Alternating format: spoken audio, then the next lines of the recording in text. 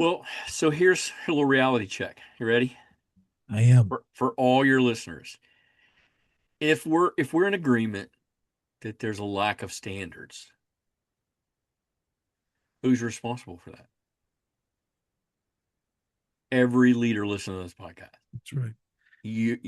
I'm responsible for that. You're responsible for that. If there's a genuine general lack of standards, it's because the leaders have stopped. Welcome to Sharpen the Spear podcast, where we help manufacturing executives command the front and win the floor. I'm Richard Walsh, creator of the Sharpened Impact methodology, and I've spent decades helping leaders transform frontline teams, unlock hidden profit, and capture capacity they didn't even know they had. If you want to see where your leadership gaps are costing you and how to fix them, head over to grittolead.com and run the free Sharpened Impact Simulator today. Let's sharpen your edge and get started. And we are back on STS, Sharpen the Spear podcast with another incredible guest. I've got Dr. Wayne Wilson with us today. And as always on STS, Dr. Wayne, no one knows Dr. Wayne better than Dr. Wayne. Give us that backstory, bring us up to speed, and we'll get into the conversation. I've spent a lot of time and money getting to know Dr. Wayne Yeah. inside and out. I own Pivot Coaching and Consulting. For the last 10 years, I was the chief learning officer at Snyder Fleet Solutions. Snyder Fleet Solutions is a commercial truck service center. Snyder Fleet Solutions does light um, diesel mechanic work, meaning they don't tear the engines apart and put the transmissions back together, but a lot of the light diesel work and the organization's history is around commercial truck tires. So uh, they they were uh, they were a Band-Aid dealer at one time and then became Michelin's largest dealer. So we're talking commercial truck service centers in 11 states, uh, 87 different locations all across the Southeast, and I was the executive coach and trainer for them. Yeah, so prior to that, I ran mental health centers. My doctorate is in counseling, pastoral care and counseling, and ended up with four mental health centers in the North Carolina area affiliated with Wake Forest Baptist Health, now owned by, I think, Alliant Health System.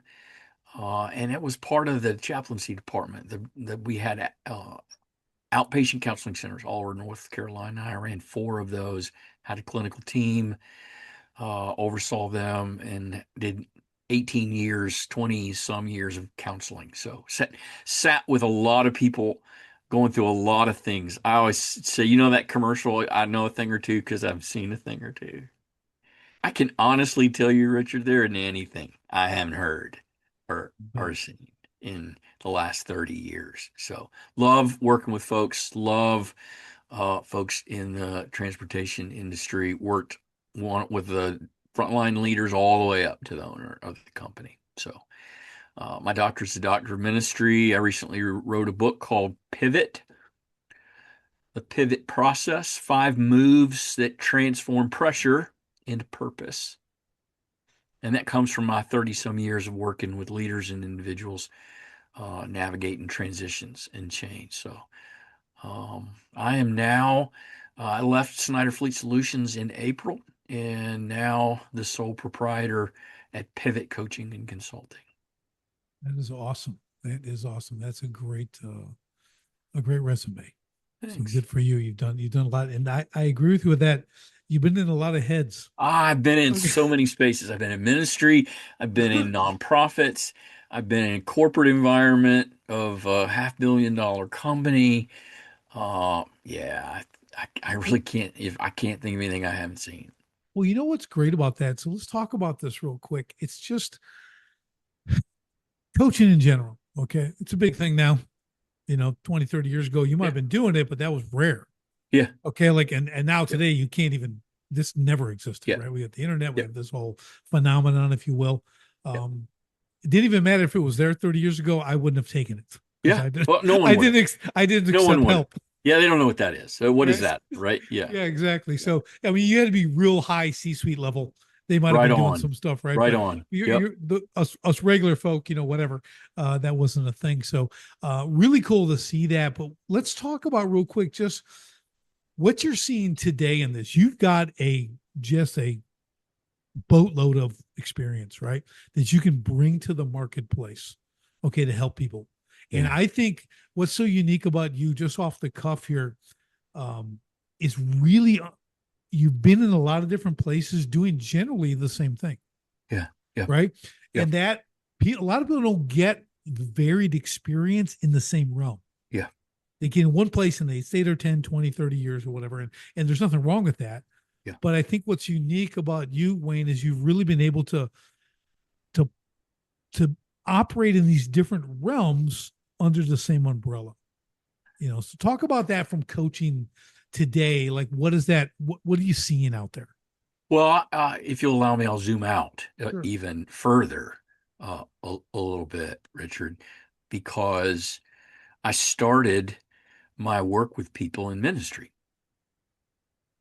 So my role as a helping professional, which is what I've really done for the last 40 years, started with people's spiritual journeys and is really about their personal growth and their creating change and navigation using spiritual guidance and spiritual, you know, development processes. And then after I got my doctorate in counseling and family studies, then I say I got in the pit. I was really, now I'm going to get my hands dirty, right? Now I'm going to really get in people's stuff, you know? And so then it's a matter of being a helping professional, really in the toughest times of people's lives, whether that's some emotional illness or whether that's relational struggles, the worst of the worst. I've been in the pit with folks. And then that's really about guiding and helping folks in a crisis. So see, we're going from spiritual Yep. growth into crisis Mm-hmm. mode. And then what I love most about coaching is it's not crisis mode. It's future oriented. Now I have a goal, or my leader has a goal, or my leader has an assigned goal, and they got to get a team of people to end up at a certain place together. And now they're leading that charge. And now I'm a helping professional in a situation that's not urgent, but it's important. Do you know that Covey quadrant, urgent and important, Mm-hmm. right? It isn't urgent, but it's important. And now I'm a helping professional for people chasing better or chasing a dream.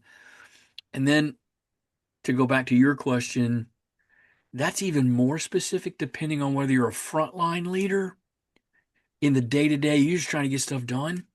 He's trying to make things happen and take care of your customers and make sure that people get paid. Or if you're a mid-level manager, now you're trying to get out of the weeds and you're trying to guide strategy.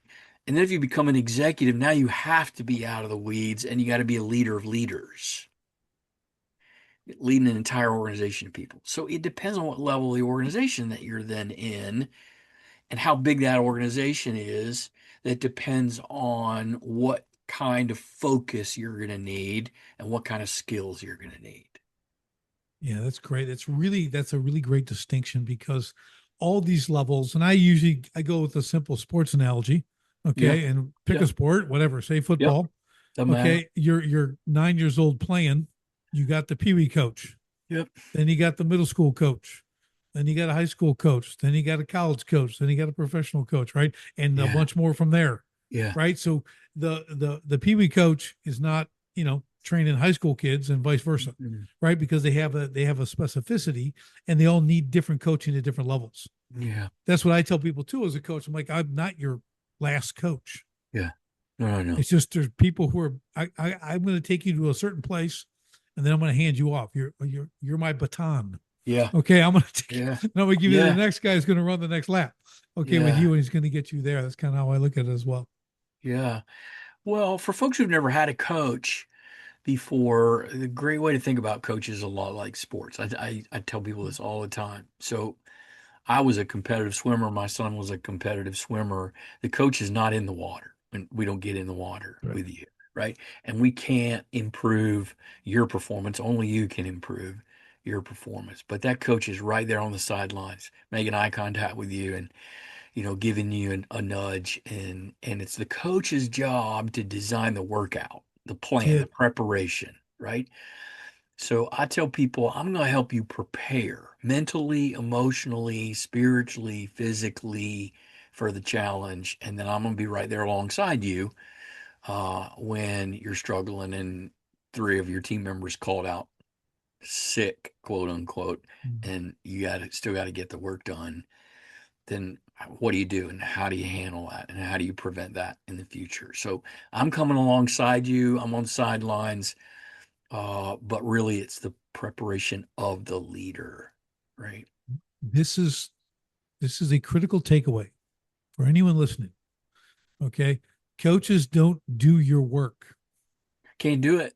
We're not employees. We're Can't not your do it. employee. Okay. Can't do it. So I had this conversation recently with a client like, you haven't done anything I've prescribed. Yeah. You can say there's no results. I said, and I had to walk them through 7 months. Remember, I did this, you didn't do that. Remember, I said this, you didn't do that, and this and this and this. And I went through 6 months. I go, I'm just waiting for you to do something.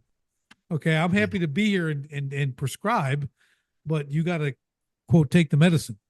You know what I mean? You got to do the Well, hard work. here's what I've learned in different roles in different places. If you're a frontline leader and you keep getting the same results, guess who's responsible for that? Mm-hmm. It's not your team. It's you. That's right. Because you're the one right there with them, and basically your habits and your leadership styles driving your results. If you're a mid-level manager and your organization's not moving forward and not growing, it means you're probably still in the weeds micromanaging everything and you're not in strategy and you're not doing you're the head coach of the Atlanta Falcons and you're on still on being on the sideline trying to coach the game. You're still trying to call the plays, right? The, there's an infamous story here in Charlotte about the owner trying to call plays for the Yeah. Carolina Panthers at one point. And it didn't work, and he had to pull out of it, and they had changed leadership, but the owner can't call the plays, so then it's about strategy, right?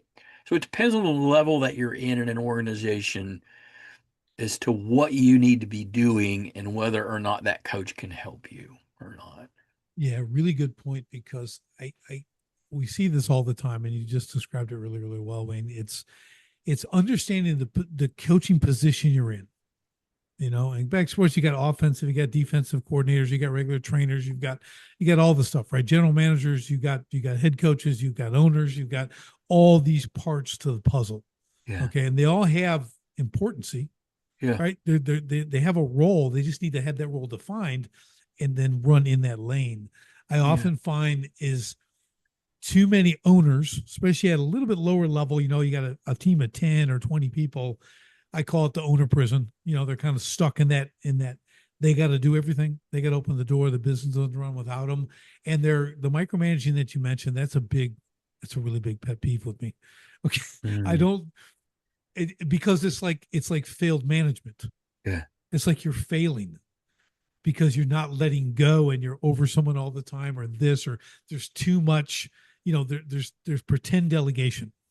Well, here's what I used to tell the managers at commercial truck centers. There is a significant difference in the quality of your life, depending on whether or not you're a manager or whether you're a leader. If you're a leader, you're going to manage, but you're also going to lead people. But if you're just managing everything, you have a really bad job. Yep.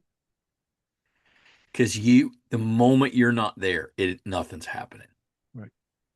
And the moment you're not staying on everything, telling everybody what to do. And what I notice is when you're telling everybody what to do, everybody stops thinking for themselves. Mm-hmm. Now, everything that gets done, you have to be the one that tells them what to do. Oh my gosh. Yeah, you're an enabler. Oh, You're an you're enabler. enabling And absolutely dependence. if you want to see where that is always prevalent, Yeah.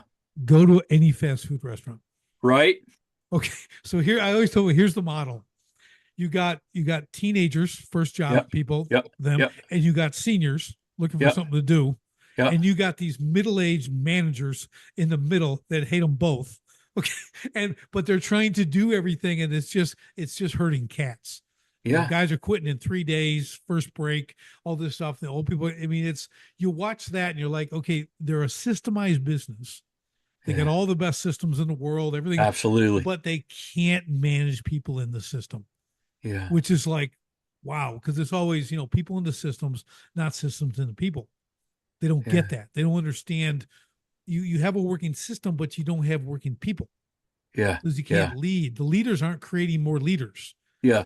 Like you said, How well do if you're the owner operator of an organization, it's just you and your employees. How well do your employees know their role? that's it. Can they do it without you around? Right? Do they do it the way that you would want it done? If not, that's on you because you have not coached them. You have not taught them. You have not trained them. That's it. Right? And it's like just something you just said. Like what I've done now too is I've trained instead of supervisors, I've actually delegated them as coaches Uh-huh. because it's a different mindset. It's a different mindset. you Yeah. know so if you can give them the role of coach and explain what that is, a lot of people have had a coach in their life, whether they played soccer when they were Yep. 6 or whatever it is, right? So they kind of understand, like, well, that was a little different. He wasn't there doing my job. Yep. I'm on the sideline. I don't run the Yep. plays for you. I Yep. tell you to do it. Well, mimic that. Yeah. How do you encourage them through this? Everyone's going to screw up, Yeah. but you got to get through that and get back to business. Yeah. It's not this great sin, this great atrocity you did. You just screwed up. So what? Like, we screw up, we fix it. So I've lost my whole business and home and everything in '09, and I got to go fix that. I Mm. didn't lay down and die. I'm like, okay, well, Mm. yeah, I was pretty dumb for 20 years. I better try a different approach. Yeah, right. There So you go. I Well, had, I had, at least you're yeah, willing to try a different approach. that's right. I'm like, I had a lot of success in some ways, but the most important things were a failure. So I got to flip all this around and, do that. So I think a coach gets that mindset, of like, well, it's constant improvement. How do we get better? Yeah. You know, Yeah. I don't Well, I know. think you just tagged something there that's I've noticed is a critical mindset shift, and that's Mhm. whether or not an owner or a supervisor or a leader has a priority for continuous improvement, That's it. right? The way that I used to hear it with our frontline leaders is, are you trying to get the work done? Or are you trying to always get better as a Right. team, right? There's a big difference. In a lot of ways, even in a lot of habits around a team leader or an owner operator who's just trying to get the work done. They're just trying to get it done versus one that's always in a continuous improvement process. They just do things differently. Yeah. So on that, because this is a really strong point here. Getting that mind shift company wide, starting with basic teams, like, in your experience, how difficult has that been? Richard, I've done this in organizations of five. I've led it personally in organizations of two, me and one other counselor, Yeah. and I've led it now in an organization of 1,200 Yeah. across 11 states in 87 different commercial locations. And it's not different. It's not different. What's different is the communication process. You can't, it's very expensive to call a team meeting with 1,200 people, Yeah. right? But it's not that difficult to call a team meeting with 4 or 5 people at the beginning or end of the day. It's about, how you communicate becomes the big challenge. But getting people pointed in the same direction, making sure that they understand the expectations, making sure that they understand what I call the bumper pads on a bowling alley when they Mhm. you don't want the ball to go in the gutter, you put those pads in, For the kids. Yeah. for kids, and Yeah. the ball bounces against that. Yeah. That's the do's and don'ts, right? So the take this ball, throw it down that alley, and hit those pins and knock them all down is the what. And then don't let this go in the side gutters. As a matter of fact, I'm going to put some rails in to make sure you don't do that. Those are the don'ts. So the do's and the don'ts. Do they know the do's and the don'ts?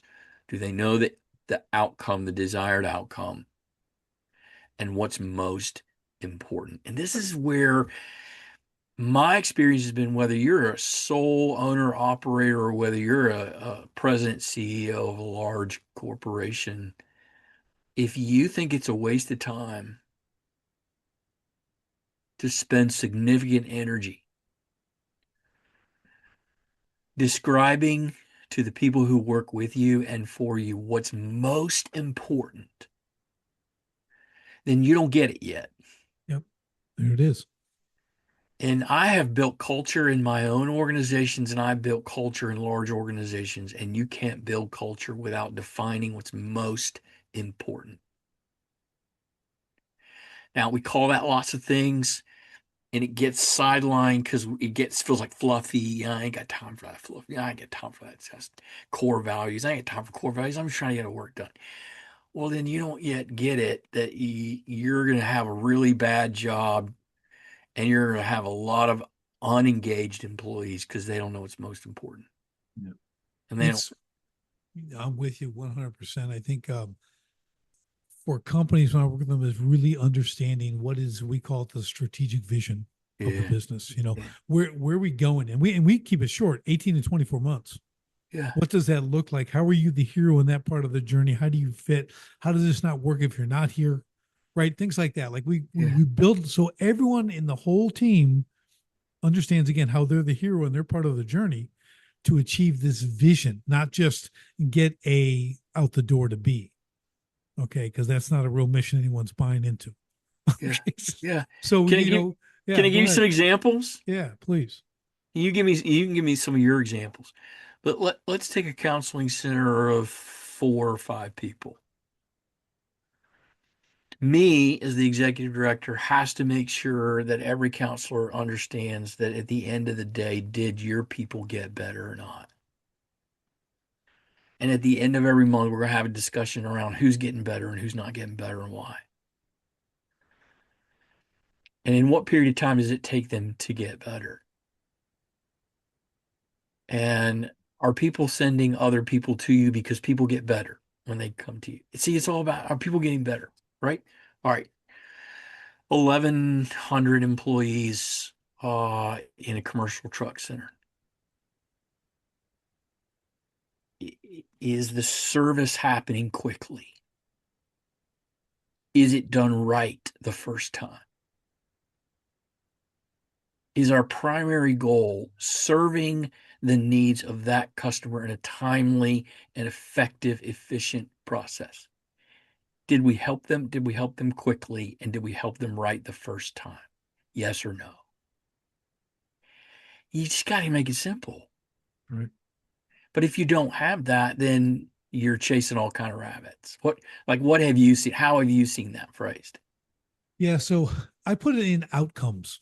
Okay. Okay, so outcomes, but here's how I define it because outcomes can be kind of ambiguous, right? So Yeah. so I say, okay, here's the thing. So you've got a lobby when you come in, all right, and one of your jobs when you get done, or at least before you open, wherever it might be, is you have to empty the trash can.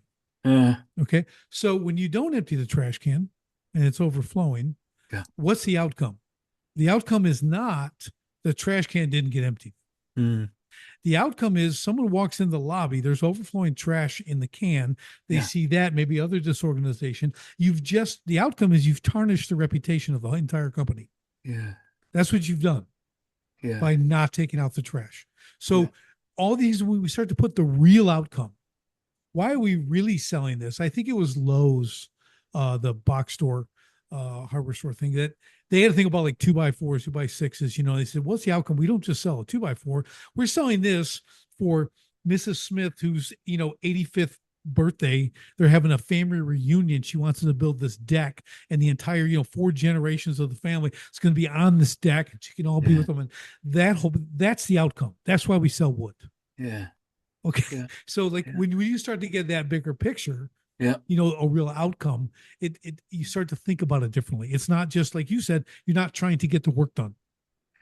It has Yeah. to be beyond that. So uh, I partnered with Franklin Covey for the last 10 years, and we worked with that organization to provide a lot of leadership content. Well, part of what I like about what Stephen Covey and Stephen M.R. Covey, his son, put together is that they build it around character, Mm-hmm. right? And their leadership approach was a service-oriented approach to leadership. A part of what one of the things I got from them, there's a book and coursework called the 5 disciplines of execution. And in that book, I don't remember the author of it, but he says there's two kind of outcomes. There's an outcome that's a natural result of all those things that you just said, and he called those lag results, like lag numbers. They lag. They're behind. They're the end result. They're your profit, your gross margin. They're your EBITDA. They're your right. They're your gross revenue, your margin for the month, your profit. What are the outcomes that drive that? Though he calls those lead indicators, right? So there's lag indicators and lead indicators. What has to happen for your business to be profitable and successful? Well, we need it to be clean. We need people to know we're going to take good care of them. Like the outcomes that you just described are lead measures. They drive the kind of organization that is successful in whatever way that you define that. And I think that's important because a lot of the owners, they're, let's face it, at the end of the day, well, you need good lag numbers. You need good profit. You need the business to be successful, but your average worker doesn't really care about that, That's right. right? That's not what they're interested in. You need to make sure that they understand what needs to be important to them in order for this business to be successful so that you have a solid income security. Yeah, I think that's great. Let me ask you this because you mentioned you guys they're focused on character. So this can be a real challenge for businesses because we're not dealing with children we're working for us for the most part, right? I don't So, know. I well, don't okay, know. I okay, don't know well, about that. okay. If in the chronological age aspect, we're How not many dealing with how children, many right? how many supervisors have you known who thought of themselves as babysitters? Yeah. How about it? Well, that's true. And again, I'm okay. You're exactly right. And I'm with you. And this is to that point. Character is a really, really difficult thing to develop You can't do it. in a seasoned person. That's why I tell people, it goes above my pay grade. You can't do it. I have to hire for character. I can't do it. I was a trained psychotherapist. You know how long it takes to make a significant improvement in a person's character? Oh, it's Yes. probably not. It's probably, I mean, No, you I tell them, can. No, you I go, can. You can. It is a 3-year process. oh, that I think you're being generous. Is at least a 3-year process. But I mean, generous like in the short term. But I tell people, like, I mean, maybe if they're like 7 or 8, I can work with it, But if Yeah. they're not, it is a difficult thing. So we But always kind of college coaches do this. They're in it for the character development. true, true, because you're still, yes, they're still in a moldable phase, Yeah. right? They're coming out of high school and now they're in a college. They're under direction. They've been Yeah. under direction for this amount of time, right? Yeah. Especially in a coaching standpoint. Because you Yeah. think about a professional athlete, they've been playing since they were what, 8, maybe sooner. Yeah. And now they're 24, 20. I mean, they got some time in the game. Yeah. These guys Yeah. have 16 to 20 years Yep. by the time they start playing a pro. Like, that's a long time to do something. Yep. And you're being influenced every step of the way in there by Yep. coaches. Yep. Right. That's why I think, sports is a really good thing for anyone to be involved in. I was I coach a lot of people, train a lot of people. but we had a homeschool cross country team, Mm. 80 kids. Yep. Okay. I handled the middle school at Yeah. 28 kids. Yep. Okay. Really cool. And what I learned on that, Wayne, was there's talent. Okay. Talent's a really small pool. They're really talented kids. Yeah. Then there's the people who run are good or they just want something to do. Okay. So my goal was always all I'm looking to do is pull their best out of them. I Yeah. don't care if they're winning. I don't care if they're champions. I'm like, but I need you to give everything you have. Yeah. That was part of my character development for them. I Yep. would push them. People would cry. Yep. We'd go through it all right, but they'd be better and Yep. better and better. And all of a sudden, Yep. everybody's PRing. Yep. Okay. Everybody's, I mean, in their own way. Yep. Right. So I think, again, from the coaching standpoint, that is where you create character, running Yeah. through the finish line, not slowing down before you hit it, Yeah. little things like that. So I totally get it. The challenge is, and I'd love your insight on this. If we're hiring for character, okay, like what are the metrics? Like, how do you measure this? Like some Well, we don't hire. We examples. don't. No, let's just be really transparent with your listeners. We don't hire. We don't hire character. No one hires character, right? How many of you listening to this podcast ask character questions in an interview? No one does that. We ask experience questions. Well, have you ever done this work before? Well, how long have you done it? Well, what were you successful at? Can you start Thursday? We're just hiring work. We're Right. hiring people who can do the work. We are not hiring character. Yeah. Good. No, good point, because I do the character questions. That's what I do with Good, my good for clients. you. What do I'm they like, sound like? you need scenarios. You have Yeah, to put them in a there you scenario. go. There you go. So you come up to this and this, and you have a choice. You have this or this. Which would you prefer? Yeah. Then they say, well, the good guys like, well, what's the actual outcome you're looking for? They may say that, meaning that is it just get it Mm, done and keep it moving, because there's businesses that don't care. yeah. Okay, so Yeah. they're the ones who Yeah. are hiring people to do the job. They Yeah. don't care. A Yeah. character scenario is going to be, we do it right, like you said, Yeah. we do it right. We do it quick.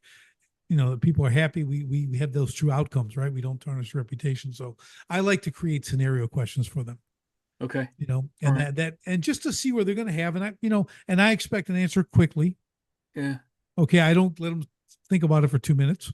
Yeah. Okay, while they're trying to think what I want to hear. Yeah. I Right. need these quick answers. I'm going to give you simple scenarios and we'll run you through. And it's just a couple of things just to get some kind of gauge, because it's hard to know where to start with that, right? Yeah. So are they as simple as like it's Thursday morning and you wake up and you have a head cold? What's the first thing that you do? That's right. It's not text in. I can't come in today. Yeah. Head colds are not contagious. I'm going to work. I had this with my son the other day. Pretty sick. He's a heavy equipment operator. He's 18. Yeah. I said, listen, go to work. You work in a cab all by yourself. Yeah. The next minute, you go to work.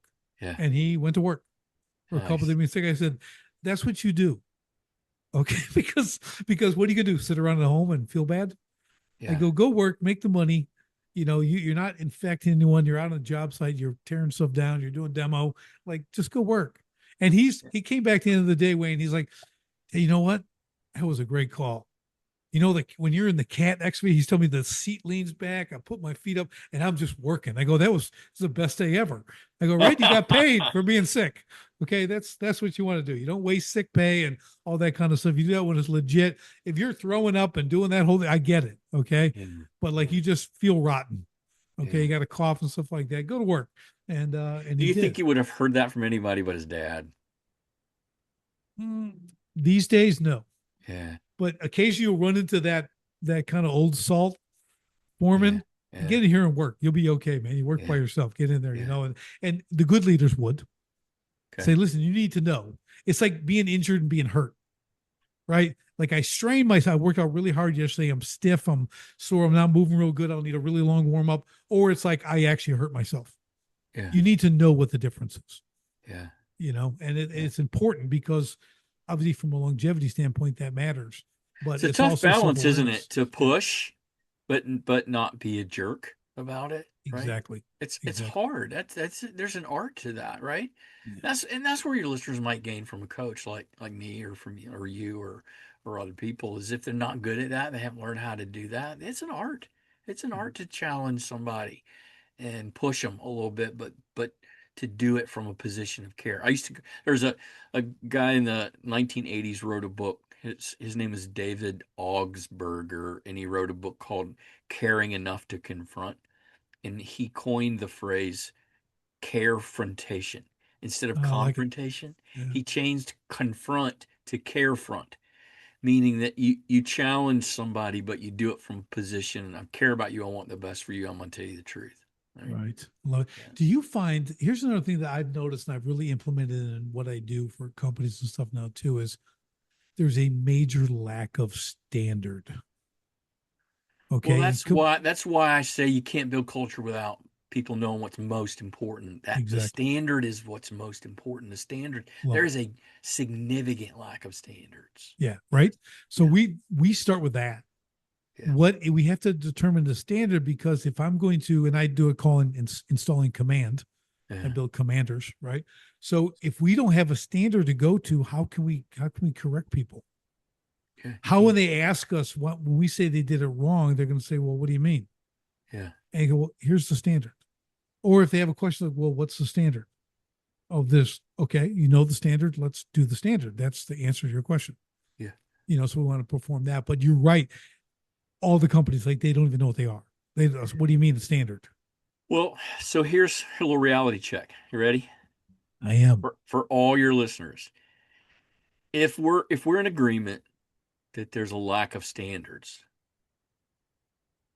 who's responsible for that?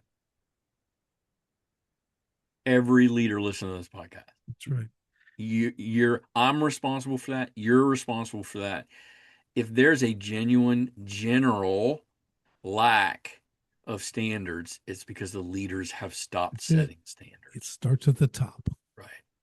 It stops. To use the fast food analogy, there's an owner I know in this restaurant, and I see him, and it's a mess.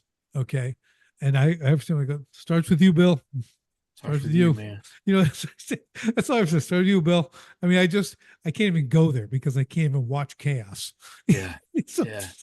like, starts Yeah. with you. My kids have worked there and stuff. I'm like, now they know what not to do. So, but it's really, standards to me are kind of the essence of a successful business. Yeah. Yeah. If they're not there, it's like in our lives too. I raised 6 kids. Okay, we had some standards. All right, there's things that we go to. What is the standard? As I would tell people, I go, I kind of judge my success as a parent partially on how they perform in public. Yeah. Okay, do they get invited to other people's houses Yeah. to be with their kids? Right? Yeah. Like, Right. do they Yeah. want them there or Yeah. they don't want them there? And all that kind of stuff. I said, at home, they can be a little looser. This is the safe place. This one get Yeah. a little nutty because I'm there to rein it in. Well, and Okay, let's also for your listeners clarify if they're not accustomed to setting standards. Standards are behaviors. that's it. So it's sounds complicated, but it's really about it's your responsibility as the leader, as the dad in this case, to define for the children, for the employees, the desired behavior. Here's the desired behavior. Here's the expected behavior. And everything else may be justifiable and explainable, or even may have positive qualities, but it's not standard. That's it. So we're chasing the standard because the standard has a purpose, and that is that the standard leads us to success. That's it.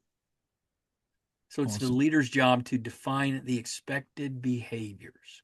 I expect you to be here 10 minutes before you're supposed to be here. That's the standard. It's the leader's responsibility to define standard. Yeah, it's really, to take another level. I do that with a lot of people who want to build systems in their business. They don't have them. It's kind of chaotic. I say, Yeah. well, there's kind of a process. There's like columns, because people, they abdicate, they don't delegate. They tell someone to do something, then tell them to figure it out. They don't put them in a system. Yeah. They don't tell them how to win every day, every week, Yeah. every month. They don't do that. So I said, you've got to first, we talked about this earlier, give them the boundaries. the Yeah. bumpers, right? Yep. They got to have the, so you're going to work inside these two places, these rails. Do Okay. this. Don't do this. Yep. We're Yep. going to, and then we're going to do this. And what does success look like on the day? Yeah. Okay. It's X, Y, and Z. That's success. Okay. Yeah. Great. Yep. That's the what we do. Okay. Yep. That's what Yep. we do. Now, Yep. the next column is going to be the how we do it. This is how we do it. And it's laid out. Here's how. And then what I find, even if they have those two, what they're really missing is the training of the how. That's where Uh-huh. they fall flat. Like they get a little bit of training, but it's kind of not really dialed in. It's not perfected. It's not fast. Yeah. It's not get them up to speed in a hurry. So the training is that column 3 that's often missing to complete that package. Yeah. Because I always tell people, we talk about standards and all this stuff too. People love to win. Mhm. I haven't met a lot of people who hate to win. Okay. I know a lot of people don't like to lose, but not a lot of people hate to win. I said, so imagine if you can build this out properly in your business and people can come to work every day and win because they know what success looks like on the day, the week, the month, the quarter of the year. Yeah. I said, you know where they're going to want to go every day? Yeah. To work. Yep. Because most of life is losing Yeah. when Yeah. they're out there, right? So I think give them a place to come and win on Have the you ever regular. been to a game of any kind and there was no scoreboard? Right. Well, didn't they start that a while in soccer? I don't Or they, know. I'm asking genuinely. I've never they, been to one, but I they, would almost bet you it's not as much fun. well, here's the thing. And I have been, Okay. but you know who knows the score? The kids playing. The kids playing those Okay, score. They're they know keeping the score. score. They're keeping Yeah. score. No one doesn't keep score. So that whole Yeah. fantasy they tried to push for a bunch of years is ridiculous, Yeah. right? So yeah, it's how Well, do I you think that measure matters. If you're a performance? mechanic or you're a fast food worker, what's winning? What's That's right. success? What's, That's right. you know, what score are we keeping today and did we hit it, right? And then That's right. are we high-fiving each other uh and or helping each other get better if we didn't hit it? And Yeah, it's a huge component. And it astounds me, Wayne, that people don't get it. It's so absent from these businesses, and I can pontificate on all the whys for hours, right? Because I've seen so much. yeah. They're busy with this, they got this, they got all the problems. I get Yep. it, but that's business, Yep. right? But it's because, like you said earlier, you haven't put standards in place. Yeah. You haven't built a system. You haven't built a culture that can thrive. Yeah. That I think that's what's missing. And people often say you need to change the company culture, and then they kind of walk away all smug and they don't tell you how. Well, here's the embarrassing part for a lot of leaders.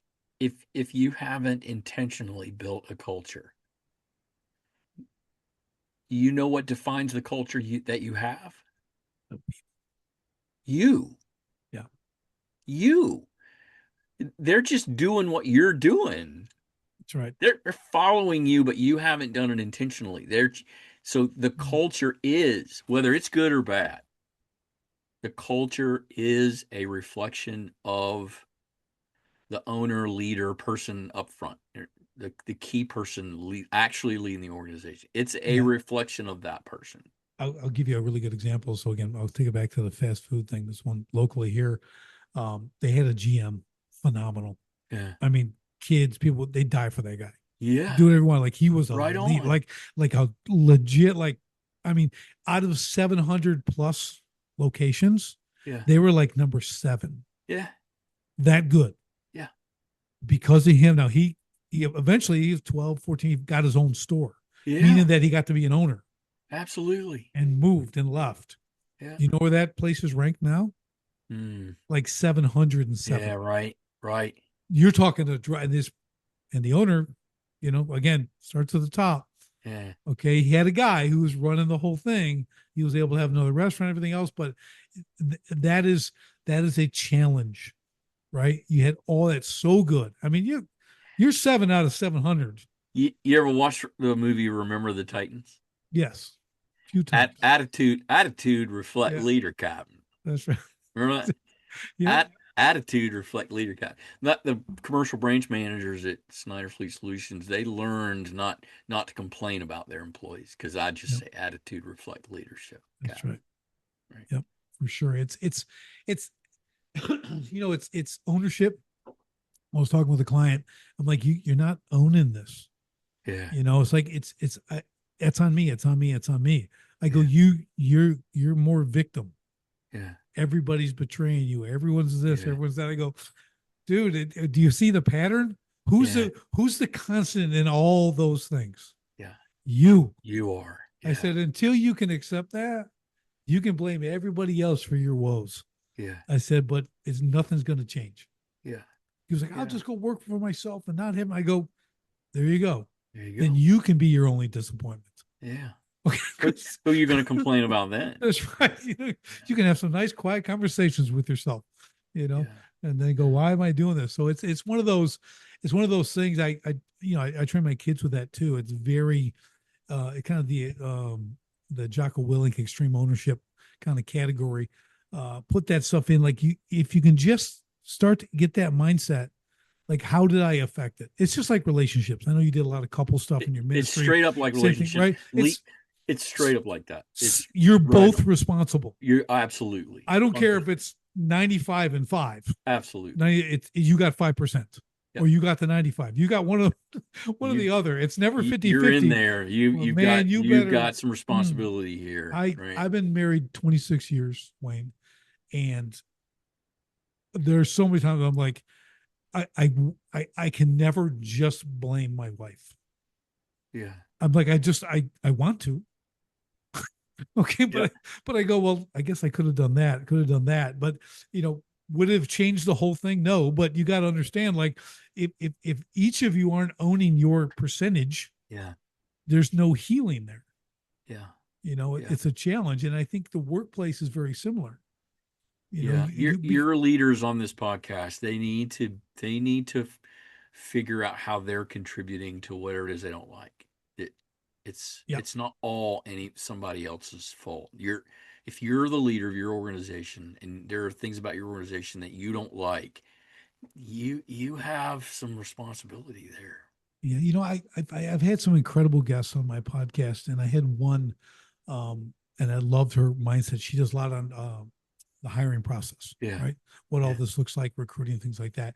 And she said one thing I love. She goes, listen, if you have to give them a 90-day probation when they're hired, you've already hired the wrong person. Oh, wow. Okay. And I'm like, And she has this whole really cool, I mean, it was just awesome. Like how to hire for that character, how to do that stuff. She's got Nice. really, Yeah. and I'm like, that's powerful stuff. And her Yes. retention rates in her companies are like 93, Oh, 94%. right. Like Absolutely. retention is the thing.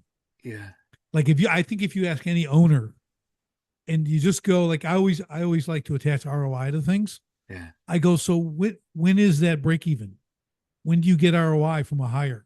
Is it 6 months, 18 months, 3 years, 3 months? Like when do they become a real asset for the company Yeah. where they're now, making more than you're paying?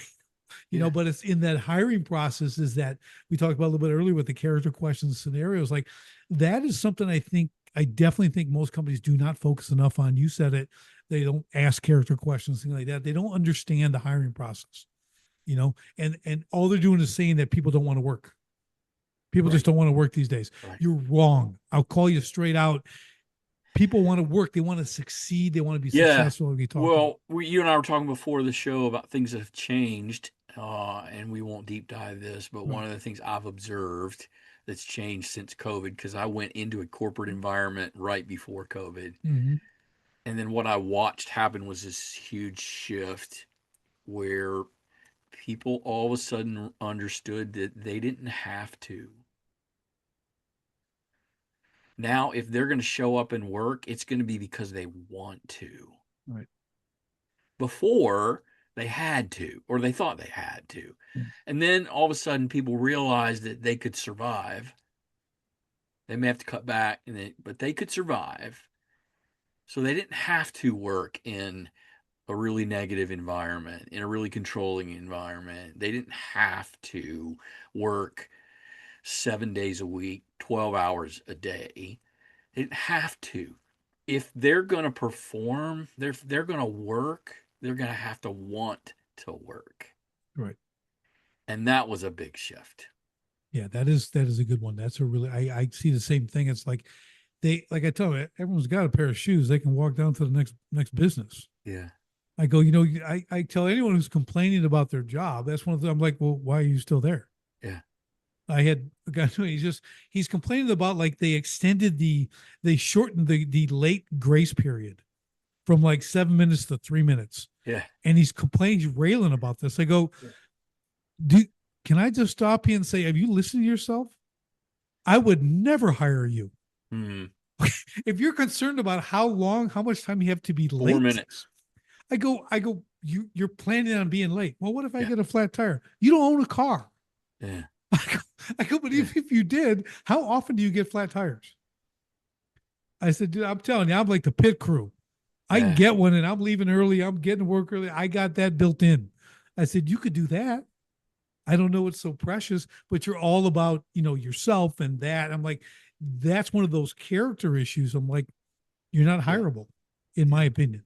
Yeah. Right. But again, it's people want to go where they can win, where they can be treated well. It doesn't mean they got a posh job or anything like that, but like I think it really comes down, Wayne, to like the ability to what does success look like? That's right. If they've got that understanding, like they can do that job. Now, every position has a ceiling, right? Sure. You might be at a place and all of a sudden you're like, listen, I'm topped out. I got to go Yep. somewhere else. Yep. And I love that. Yeah. Great. And I want to encourage Congratulations. them to go. And I Congratulations. always tell people we have the wall of fame. Your Yeah. picture gets taken, you get put up here. We say where you're going. You started here, Congratulations, did man. this, and you had to, and that's cool. I mean, fast food is that. I always go Yeah. back to that. That's for kids to start. You don't know Yeah. how to work, you haven't had a job, great first place. Go there and get it figured out. Go do terrible. Okay, so that your next guy gets the benefit of a little bit of experience. Yeah. Nice. So Yeah. and just create that Very progression. nice. So it's really that. So I think in the big scheme, just like you're saying, they don't have to. But I always want to make a place, because we know these places. Sometimes people think it's myth, but there's a wait list of people waiting to be hired. The old adage is someone has to die or retire before you can get a job there. Yeah. Yeah. I Yeah. go, that's a pretty well run business. Yeah. It is. It's not because they make a lot of money, Yeah. because money's not the driver. Yeah. It's all good, Yeah. but it's purpose, right? It's quality feedback. Are they Yep. getting that? Yep. And then it's quality pay. Yeah. Yep. Quality pay is important. Don't get me wrong. Well, it's part of success. It's part of Exactly. winning, right? It's part of the scorecard. Is It's the part of the owner scorecard. willing? Is the scorecard? Is the owner willing to share the success? Exactly. Right. And when they do, it's amazing. Now, again, depending on how you built your business, sometimes they're sharing this success before they built the proper business. Yeah. And so now you have people getting the good bonus, good money. They're still miserable. They still leave. Yeah. It doesn't affect their behavior. So I've seen this in companies. So I got one that they do an attendance bonus.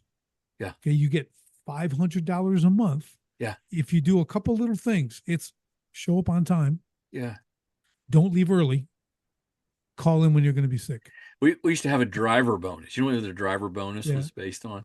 What? That you didn't wreck the truck that year. Right. Hey, that's big You dough. got a bonus. You got a bonus right. if you didn't crash the truck. But here's the thing. So, right, that's not hard to do that attendance bonus, right? That's $6,000 a year. Okay. You know who was getting the bonus? The same people who already showed up early. Yeah. Didn't leave early. Yeah. Okay. And called in sick. Yeah. It didn't change anyone's behavior. Yeah, I didn't change anything. Shocking. It never does. This is a year and a half later. Yeah. Shocked at the results. Financial incentives never change behavior. That's never it. Change behavior. I'm glad you said it because I preach that all the time. So and once we understand that, again, now we have to go back and fix the business. Yeah. Now you got to find out what does work. Yeah. That's the key. If you can start with the bonus thing doesn't work, it doesn't mean you don't want to give them, but you have to fix a business so that it's appreciated and work towards. Because if it didn't change anyone's behavior, people are still calling in and leaving early, and now you're putting out money. So do you think an owner or a leader can convert based on culture people who don't want to come to work for people who do want to come to work? No. Okay. I do not think so. I think there's people who want to come to work. They want to go to the right place. You have to be the place the people want to work will go to. Okay. I always tell you, you can't motivate the unmotivated. Yeah. You can have the greatest speech in world history. I'm only the only people who go to motivational stuff are motivated people.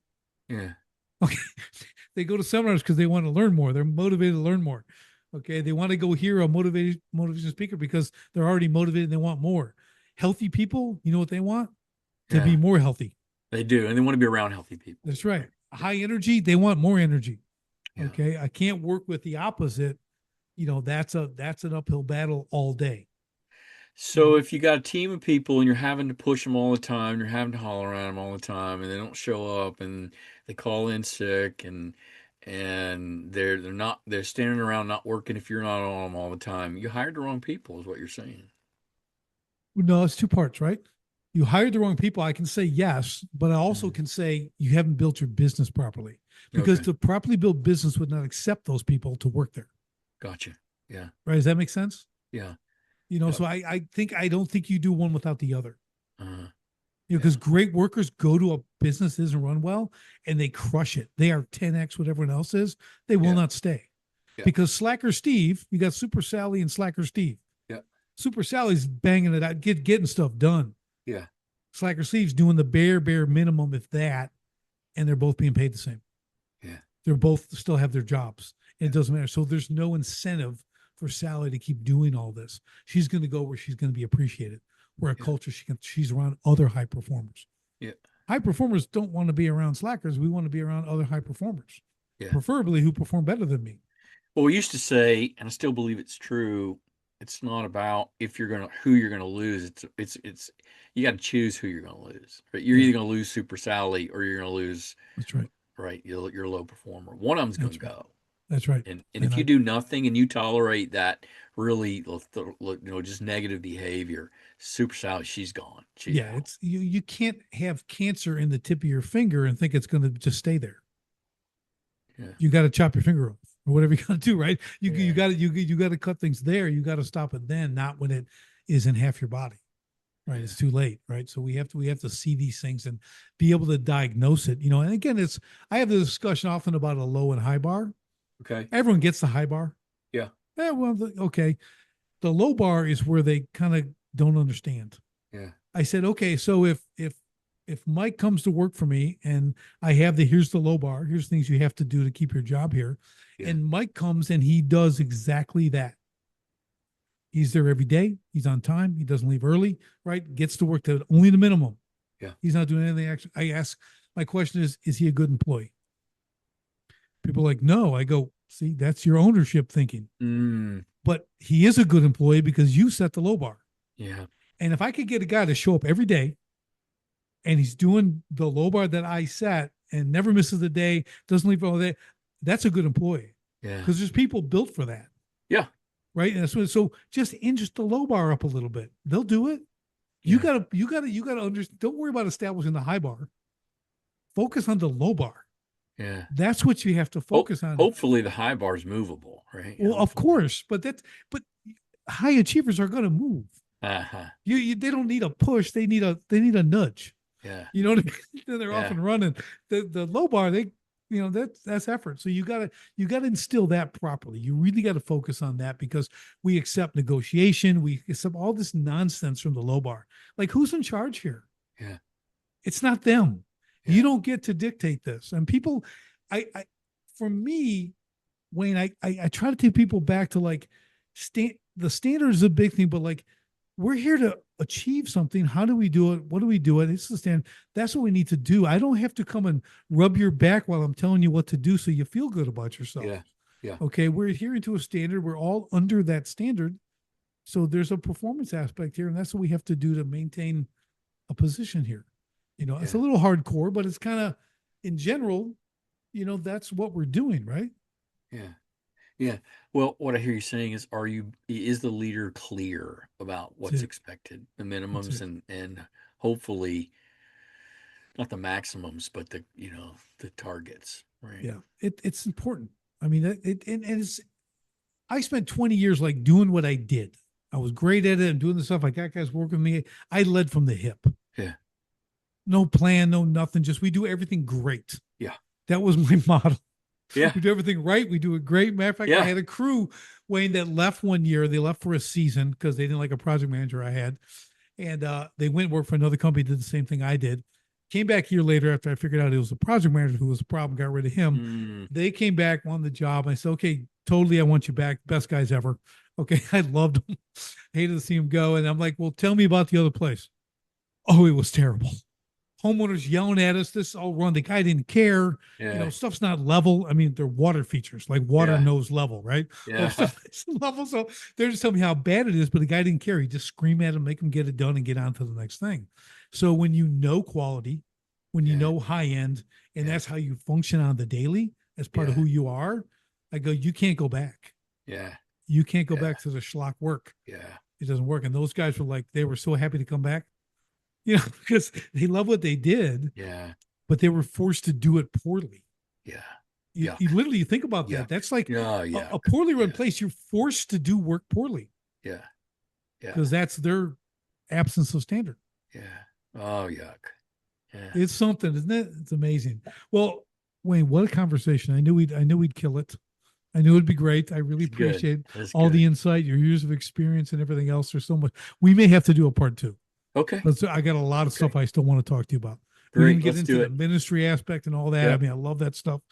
So we'll do that in part two. But Okay. for today, how do people get in touch? How do they follow you? How do they, just kind of get involved with you and what you got going on out there? So I would say that there's probably a couple of steps to that. So one, if you're a business owner or business leader and you're kind of trying to figure out how to orchestrate some change, the first place to go is Amazon.com and look for the pivot process.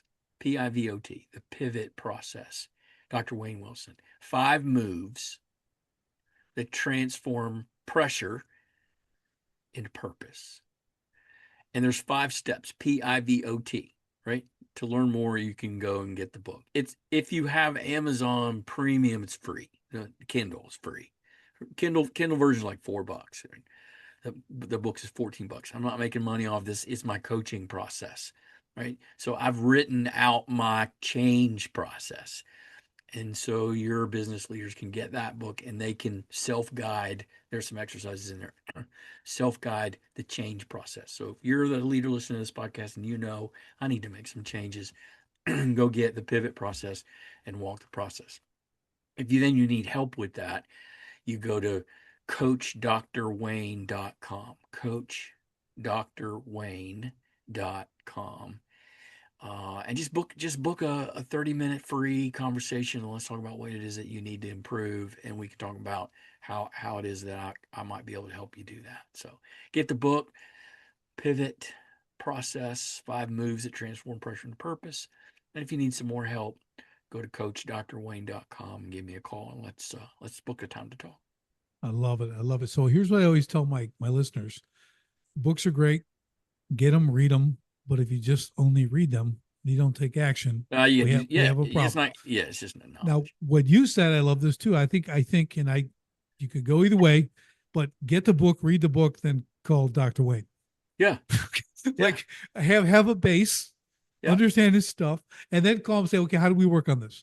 Yeah. Because I love workbooks, I love worksheets, I build them all the time for people. The coaching element is where it happens. The accountability, the expertise, the direction, the drive.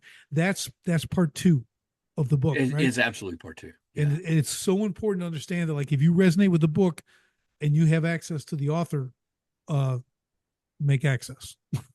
make contact, right? That's what we need to do for anyone doing this stuff. It's always a 2-part thing. Just so they know, I turned a new client down last week, and the reason I turned them down is because they called and said, I don't like my business. I don't like what's happening in it. I said, okay. And they're like, well, can you help me change my business? I said, no, I can't help you. I said, why not? I said, because you didn't ask the right question. Yeah. Well, what's the right question? I need to make some changes as the leader of my business. Can you help me? Yes. Can you change my business? No. Can't help you. Yeah. Right. And it goes to everything we talked about the whole hour starts with you. Right on. Starts with you, Bill. Come on. Come on, step up. Where it is. If you can, that is a mindset shift that if you can make that, you can change the first step. Anything. Yeah, you can change First anything. step. 100%. Awesome. Awesome. Wayne, Yeah. I love it, Wayne. Thank you so much Yeah, thank you, for the time Richard. today. Thank you. Yeah. This has been a Yeah. blast. This has And been a blast. thank you for bringing this discussion to folks who are just trying to make it happen every day. And my passion are service oriented businesses. I've been in it, I've done Yep. it, and it's a slightly different bird than a product driven Yep. That's business. for sure. That's for We can talk sure. about that next time, but Yeah. thank you for doing what you're doing All right. and leading these folks to build better businesses. Build better businesses, build a better world, right? That's it. I love it. I love it. And for everyone else, we'll see you on the next STS podcast.